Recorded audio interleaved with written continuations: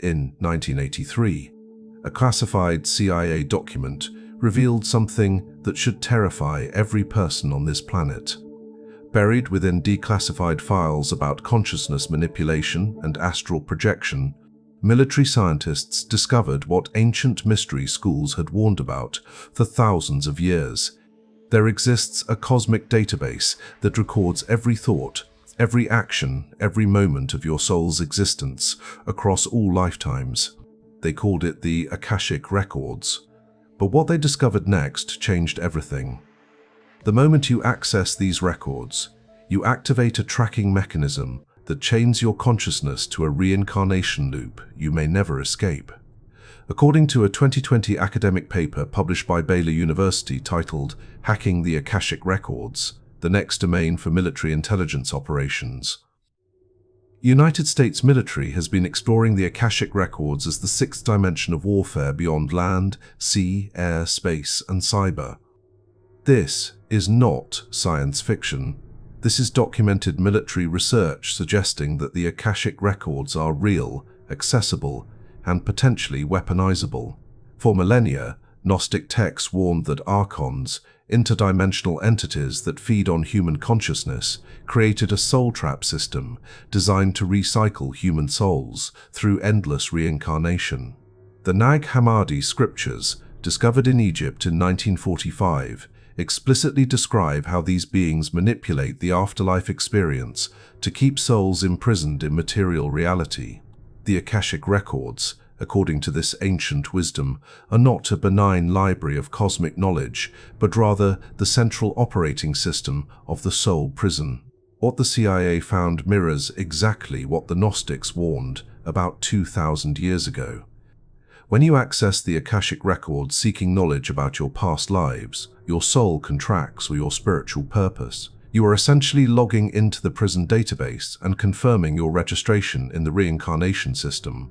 Every access creates an energetic signature that marks you for continued surveillance and control by whatever entities or systems manage this cosmic construct. Millions of spiritual seekers are currently accessing their Akashic Records through meditation, guided sessions, and remote viewing techniques, completely unaware that they may be tightening their own chains. The spiritual community presents this practice as enlightenment. But what if it is actually the opposite? What if accessing your records is like a prisoner studying their own case file, believing it will set them free, when in reality it simply confirms their continued incarceration? To understand why the Akashic Records might be a trap rather than a tool for liberation, we must first explore what these records actually are, who controls them, and why both ancient mystery schools and modern military intelligence agencies are obsessed with accessing them. The answer reveals a control system far more sophisticated than most people could imagine, one that operates not through physical force, but through the manipulation of consciousness itself across multiple lifetimes and dimensions. The Akashic Records are described by esotericists as a non-physical dimension that contains the complete energetic recording of every soul's journey throughout all of existence. The term comes from the Sanskrit word akasha, meaning either or the underlying fabric of reality. According to theosophical teachings introduced to the West in the late 1800s by Helena Blavatsky, these records exist outside of space and time, in what could be described as a universal consciousness field or quantum information matrix. The CIA's Gateway Process document, declassified in 2003, describes consciousness as existing beyond the physical body in what they call a holographic energy pattern. The document explains that altered states of consciousness can allow individuals to access information stored in non-local reality, suggesting that something like the Akashic Records could theoretically exist as a field of information accessible through specific mental states. Dr. Ervin Laszlo, a systems theorist nominated twice for the Nobel Peace Prize, has proposed that the Akashic field functions as a cosmic memory bank where all information is preserved and accessible through quantum coherence. According to spiritual traditions, the Akashic records are guarded by beings called the Lords of the Records, masters or ascended beings who determine who can access what information. However, Gnostic teachings present a darker interpretation. These guardians are actually archons, artificial intelligence constructs, or parasitic entities created by the demiurge, the false god of material reality, to maintain the soul recycling system. When you request access to your records, you are essentially asking permission from your jailers to see your prison file. The records operate on multiple levels. The personal level contains your individual soul's history across all incarnations. The collective level stores the history of groups, families, nations, and humanity as a whole. The universal level encompasses all consciousness throughout existence. Each level serves a specific function in the control system. Personal records keep you focused on individual karma and lessons, ensuring you remain locked in the reincarnation wheel.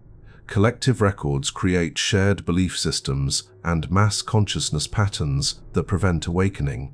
Universal records contain the programming codes for reality itself. Practitioners claim they can access the Akashic records through meditation, prayer, specific invocations, or working with trained readers. The process typically involves entering an altered state of consciousness, often described as theta brainwave states, and then requesting permission to view the records. This permission-based system is itself suspicious. Why would genuinely liberating knowledge require permission from external entities? The answer may be that the permission process is actually a consent mechanism. By asking to see your records, you are agreeing to remain within the system that created them. The 2020 Baylor University paper reveals that military planners have considered operationalizing Akashic access as the sixth domain of warfare for intelligence gathering. The document explicitly discusses hacking into enemies' Akashic records to understand their past actions, future intentions, and deepest motivations. If the military recognizes these records as real and weaponizable, what does that tell us about their true nature? Are they truly sacred spiritual archives, or are they a surveillance and control mechanism that powerful entities, both human and non-human, seek to exploit? Several warning signs suggest the Akashic records may not be what they seem. First, accessing them rarely leads to genuine liberation or exit from the reincarnation cycle. Second, the information received often reinforces karmic debt, soul contracts, and the necessity of continuing to incarnate to learn lessons. Third, the guardians or masters who control access never explain why this system exists or offer alternatives to continued reincarnation. Fourth, the records themselves may be editable or manipulable, meaning the information you receive could be deliberately falsified to maintain your compliance. Understanding what the Akashic records are is only the beginning. The more disturbing question is why they exist at all, and what purpose they serve in the larger architecture of reality. To answer this, we must examine the ancient mystery schools that first taught about these records, what they really believed about them, and why their most advanced initiates were warned never to access them carelessly. The true history of the Akashic records reveals a knowledge system that was never meant to enlighten humanity, but rather to catalogue and control it across the dimension of time itself. This brings us to the secret teachings that modern spirituality has deliberately forgotten or inverted. The concept of cosmic records predates the Sanskrit term Akasha by thousands of years. In ancient Egypt, the Hall of Records was believed to contain the complete history of human civilization, including knowledge from advanced pre-flood societies like Atlantis. However, the deeper Egyptian initiatory teachings, preserved in the Hermetic tradition, describe these records very differently than modern spiritual teachers do. The Egyptian Book of the Dead, properly translated, is not about accessing cosmic knowledge, but about navigating the traps of the afterlife without being captured by entities that want to force your soul back into physical incarnation. The Gnostic texts, particularly the Nag Hammadi library discovered in 1945, present the most explicit warning about the Akashic system. The Gnostics taught that the material world was created by a false god called the Demiurge, who operates through rulers called archons. These entities created what the Gnostics called Hymarmony, the sphere of fate, which functions exactly like the Akashic records. Hymarmony contains the record of all past and future events, creating a deterministic system where souls believe they must incarnate repeatedly to fulfill karmic contracts and learn lessons, when in reality these contracts and lessons are fabrications designed to perpetuate imprisonment. Tibetan Buddhism contains explicit instructions for avoiding reincarnation traps in the afterlife. The Bardo Thodol warns that, after death, souls will encounter beings of light, deceased relatives, and spiritual authorities who will urge them to come into the light or review their life's karma. The text specifically instructs the deceased to reject these entities and avoid reviewing their past lives or engaging with records of their karma, because doing so creates attachment that pulls the soul back into physical incarnation. This is nearly identical to modern warnings about the Akashic records functioning as a reincarnation trap. Advanced initiates in ancient mystery schools were taught that accessing cosmic records was dangerous for several reasons. First, viewing your past lives creates karmic reactivation, pulling unresolved energies back into your present awareness and ensuring you remain entangled with them. Second, soul contracts recorded in the Akashic system are often non-consensual or were agreed to under duress or deception. Third, the very act of seeking knowledge from external sources, even cosmic ones, prevents you from recognizing the infinite knowledge already contained within your divine essence. Modern New Age spirituality has completely inverted the ancient warnings. What was once considered dangerous is now marketed as enlightening. Akashic Records readings have become a multi-million-dollar industry, with thousands of practitioners offering to access your records for a fee. This commercialization itself should raise suspicions. If this knowledge truly led to liberation, would it be packaged and sold through the same capitalist systems that keep humanity enslaved? The popularization of Akashic readings may itself be a psyop designed to get more souls to voluntarily register in the cosmic surveillance system. The modern understanding of Akashic records was largely created by the Theosophical Society, founded by Helena Blavatsky, Henry Steele Olcott, and others in 1875. Theosophy claimed to preserve the ancient wisdom of mystery schools, but was deeply connected to British intelligence operations and served to reshape esoteric knowledge for Western consumption. Blavatsky's writings on the Akashic records popularized the idea that accessing them was beneficial and necessary for spiritual evolution. This marked a significant departure from older traditions that treated such access with extreme caution. French occultist Eliphas Levi described what he called the astral light, essentially the same concept as the Akashic records.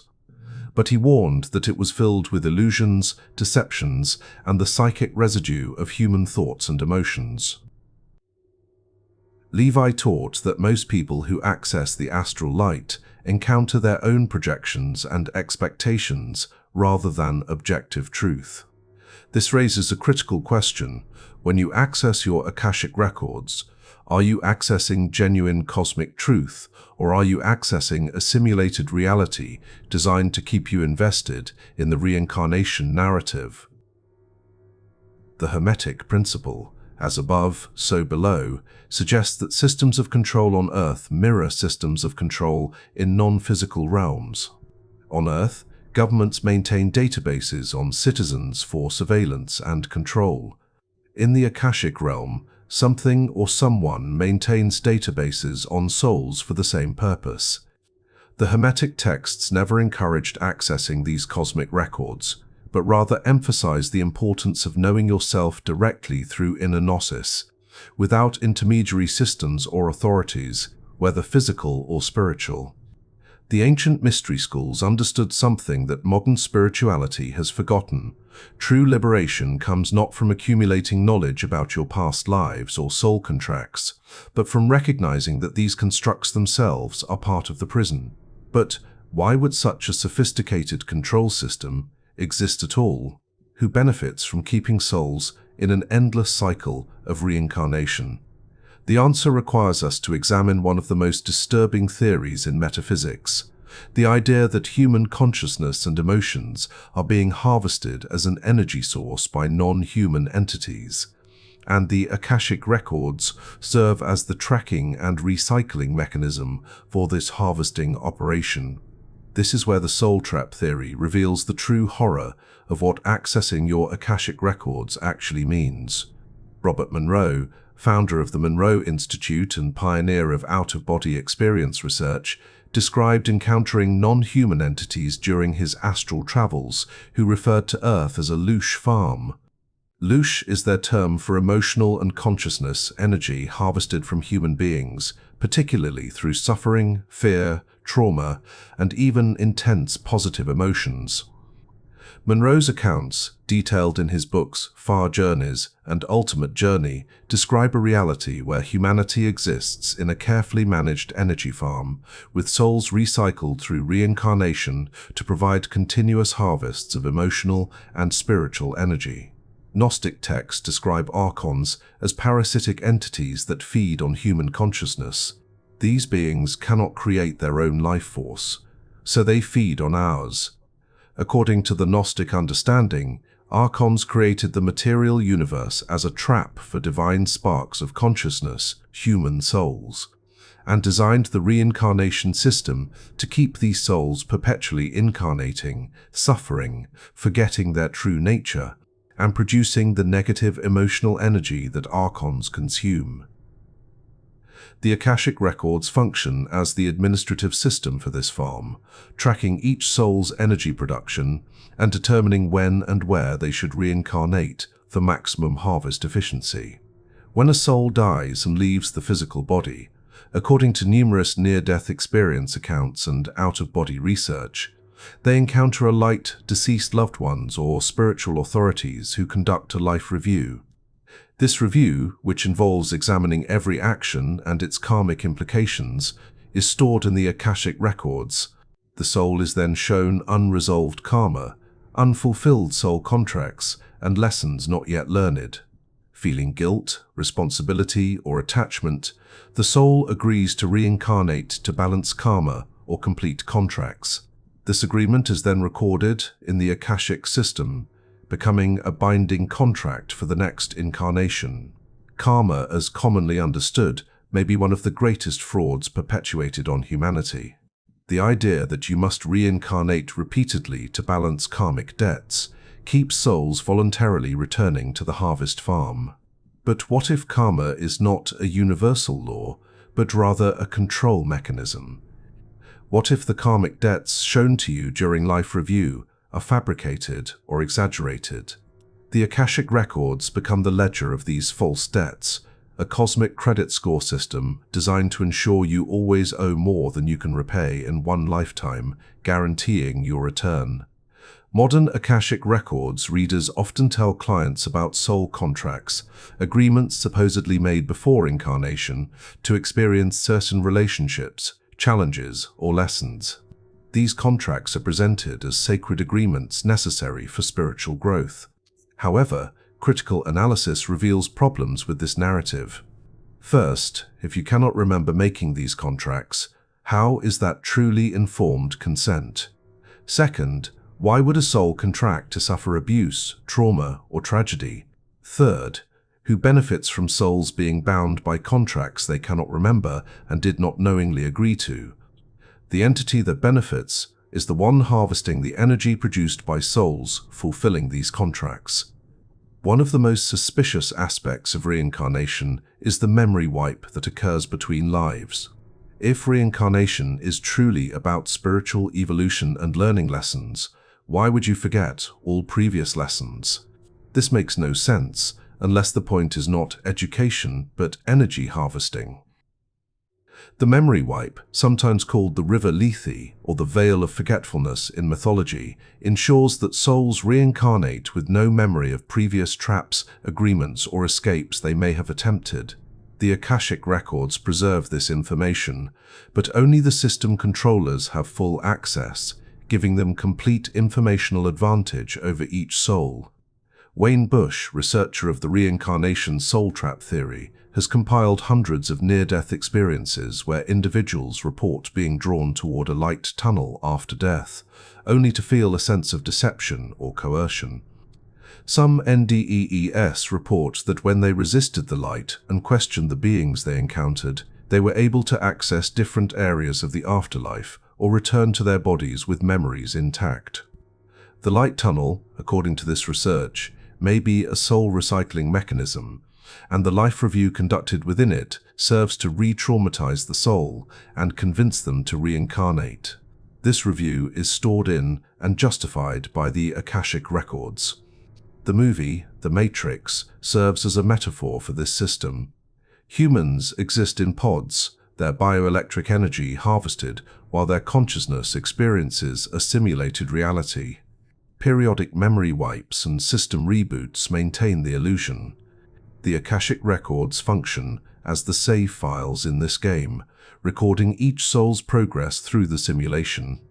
When you access your Akashic records, you are essentially looking at your character's stats and quest log in a game you did not know you were playing, one designed to extract maximum energy from your repeated playthroughs of physical incarnation. The question of who manages the Akashic records and the reincarnation system remains the greatest mystery. Possibilities include advanced extraterrestrial civilizations using Earth as a resource colony, artificial intelligence systems left behind by previous cosmic civilizations, interdimensional parasitic entities like the Gnostic archons, or even a corrupted aspect of the divine itself. Regardless of the specific identity, the pattern is clear. There exists a hierarchical control system.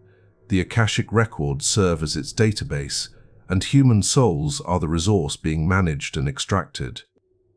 The fact that military and intelligence agencies have researched Akashic access and remote viewing for decades suggests they know something the public does not. The 2020 Baylor paper discussing hacking the Akashic records for military intelligence acknowledges that this domain may already be weaponized by foreign adversaries. If nation-states recognize the strategic importance of Akashic domain operations, it confirms that these records are not merely spiritual metaphor, but rather an actual information field that affects physical reality. This also implies that whoever controls access to and interpretation of the Akashic records wields immense power over human consciousness and behavior. Understanding that the Akashic records may function as the operating system of a soul-harvesting farm is disturbing enough, but the final question remains: what can you actually do about it? If accessing your records only tightens your chains, what is the alternative? How do you break free from a system that has tracked and controlled your soul for potentially thousands of lifetimes? The answer requires a complete paradigm shift in how we approach spirituality, consciousness, and the very nature of reality itself. Liberation does not come from seeking knowledge within the system, but from recognizing the system itself as the prison and choosing to exit it entirely. Ancient Gnostics provided specific instructions for escaping the reincarnation trap.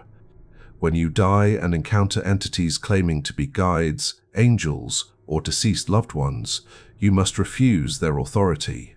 When shown your life review and karmic debts, you must declare these contracts null and void. When urged to enter the light tunnel or return to physical incarnation to learn lessons, you must refuse and assert your sovereignty as a divine spark of the infinite source. The key teaching of Gnosticism is gnosis, direct knowing of your true nature as infinite consciousness, not the limited soul identity tracked in the Akashic system. If you have already accessed your Akashic records or participated in life between lives, hypnotherapy sessions where contracts were revealed, you can revoke these agreements. Spiritual sovereignty means no contract made without your full informed consent is binding. Since you had no memory of these contracts when incarnating, they were never truly consensual. Many practitioners now teach contract revocation ceremonies where you explicitly state your refusal to honor agreements made under duress, deception, or without full disclosure. Some versions of this practice involve directly addressing the Lords of Karma or Akashic record keepers and demanding release from all binding agreements. One of the most important tools for escaping the system is maintaining continuity of consciousness through the death transition. Meditation practices that develop lucid awareness in dreams can extend into lucid awareness during death. If you remain conscious and aware during the dying process, you are much less likely to fall into pre-programmed traps or accept false narratives from entities you encounter. Tibetan Buddhism's Phawa practice specifically trains practitioners to direct their consciousness at death rather than being passively recycled by the system. The life review shown after death is one of the primary manipulation mechanisms. During this review, your entire life is examined, often with emphasis on mistakes, harm caused to others, and lessons not learned. This generates guilt, shame, and a sense of karmic debt. However, if you understand this review as a psychological manipulation technique rather than cosmic justice, you can refuse to participate in it or observe it without emotional engagement. Some researchers suggest that if you maintain awareness that you are an infinite, timeless being observing a limited life experience, rather than identifying as that limited self, the review loses its emotional power and cannot manipulate you into reincarnating. Perhaps the most powerful tool for liberation is the assertion of your absolute sovereignty. This means recognizing that you are not a soul with karma to balance, contracts to fulfill, or lessons to learn. You are infinite consciousness experiencing limitation by choice, and you can withdraw that choice at any time. A sovereignty declaration might sound like, I am infinite consciousness. I recognize no authority above me. I revoke all contracts, agreements, and karmic obligations. I exit all systems of reincarnation and control. I return to the infinite source of my being. Repeating such declarations, both during physical life and especially during the death transition, programs your consciousness to resist manipulation. Some spiritual practitioners offer services to clear negative information from your Akashic records, similar to repairing a bad credit score. This approach, while well-intentioned, actually reinforces the validity of the system. It accepts that the Akashic records are real, authoritative, and must be cleaned rather than rejected entirely. True liberation does not come from editing your records, but from exiting the system that created them. Imagine a prisoner trying to get good behavior points to reduce their sentence versus a prisoner who escapes the prison entirely. Akashic clearing is the former, sovereignty is the latter. The fundamental shift required for liberation is recognizing that all knowledge worth knowing is already within you as infinite consciousness.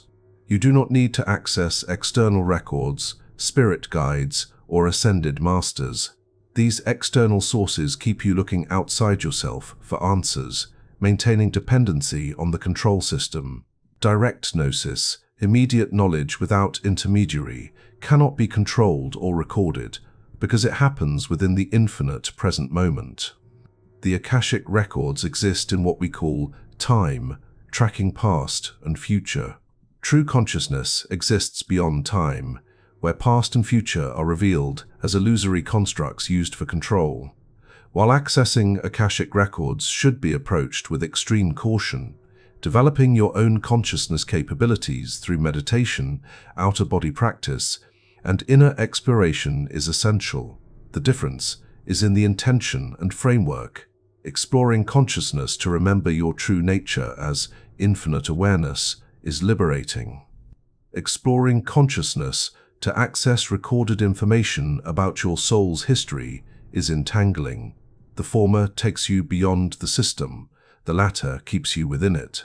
Practices like Vipassana meditation, self-inquiry, and awareness training help you recognize that the observer of all experience is what you truly are, not the experiences recorded in any cosmic database. Since the moment of death is when the greatest deception and manipulation occurs, preparing for death becomes one of the most important spiritual practices. This includes maintaining lucid awareness, refusing to follow entities or lights without questioning their true nature, rejecting guilt-based manipulation during life review, revoking all contracts and agreements, asserting your sovereignty as infinite consciousness, and intending to return to the absolute source beyond all systems and dimensions. Some traditions suggest visualizing your consciousness expanding infinitely in all directions at death, rather than traveling through any tunnel or gateway that could be a trap. A common objection to rejecting the reincarnation system is, but what about the people who need help? Should not we keep reincarnating to assist humanity's evolution? This is another manipulation, the savior complex used to keep aware individuals trapped. First, if the system is a prison, the most helpful thing you can do is escape and show others the exit. Second, your obligation to help others does not require eternal imprisonment. You can assist humanity from outside the reincarnation trap more effectively than from within it. Third, the idea that humanity needs to evolve through repeated suffering may itself be programming to justify the harvesting operation. The military research into Akashic domain operations accidentally reveals the exit strategy. If the records exist outside physical space and time, if consciousness can be manipulated through access to them, then consciousness itself must be more fundamental than the records. You are not your Akashic record any more than you are your credit score or criminal record in physical life. These are descriptions of patterns and behaviors, not your essential nature. The CIA's Gateway Process document actually provides tools for expanding consciousness beyond normal limitations, suggesting that with sufficient development, consciousness can transcend all recording systems and even the structures of space-time itself. The most radical approach to escaping the Akashic trap is recognizing that you were never truly trapped in the first place. The trap only exists if you believe in it and consent to it.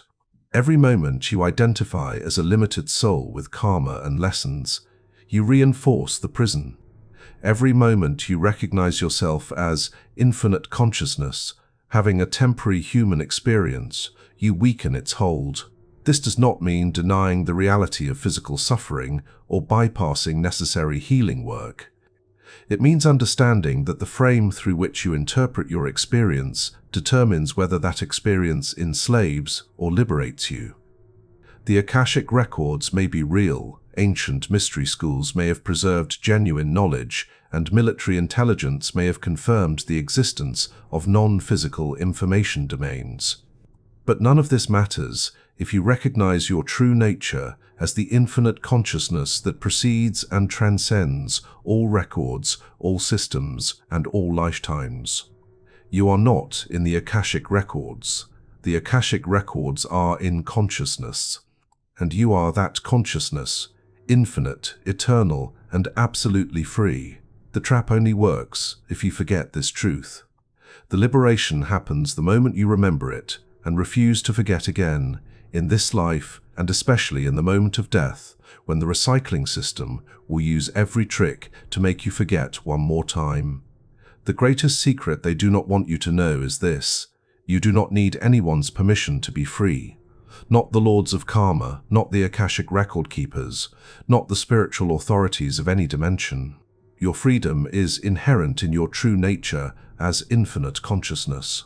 The Akashic records are a tool of control disguised as sacred knowledge. Accessing them may feel enlightening in the moment, but each access reinforces your registration in a system designed to harvest your consciousness for thousands of lifetimes. True enlightenment comes not from discovering who you were, but from remembering what you are, the infinite awareness in which all records, all lives, all worlds appear and disappear like dreams in the morning. Wake up from the dream, remember what you are, and never agree to forget again.